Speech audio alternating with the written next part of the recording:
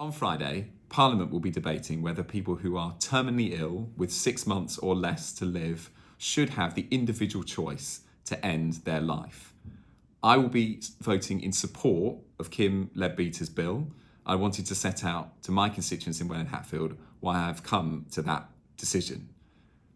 Firstly, thank you to everybody who's got in touch. This is not an issue where we will all unite around one position. I deeply respect the strongly held views on both sides of this debate, and I thought the least that I could do would be to explain in this message why I've come to my conclusion. I hope to speak in person in Parliament on Friday. I'll be in the chamber for the entirety of the debate, but because so many MPs have asked to speak, I can't guarantee that will happen. For me, this is a question of principle. The status quo means that if you are terminally ill with less than 6 months to live, it is illegal for somebody to help you end your life, even if that is your express wish. I don't think that is right. Essentially, we are saying that the state knows better than an individual.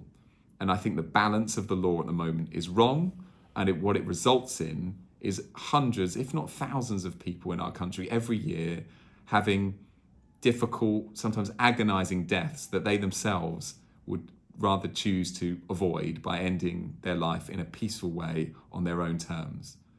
So what's at stake is whether we change the status quo and whether we give that choice back to the individual.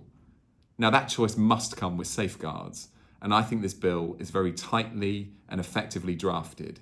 It says clearly that people will only be allowed to apply to the state to have support in legally ending their life if they are diagnosed as being terminally ill with less than 6 months to live, if 2 doctors independently agree on that diagnosis, and finally, that a High Court judge will review the application to choose to end one's life and confirm that there has been no coercion involved and that this is the choice of that individual and that individual alone.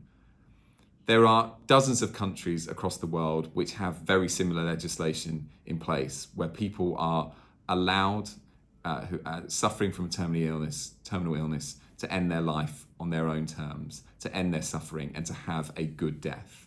I believe that right should now be extended to people in this country. If we vote for the bill on Friday, it won't immediately become law. There will still be months of debate in Parliament, but we'll be looking at a law change in 2025. If we do nothing and the status quo prevails, it means we are in the same situation as we are today, with the state having the power and the individual not being given that choice. I think that balance is wrong. I'll be voting for the bill and I'll be voting for change. Thank you.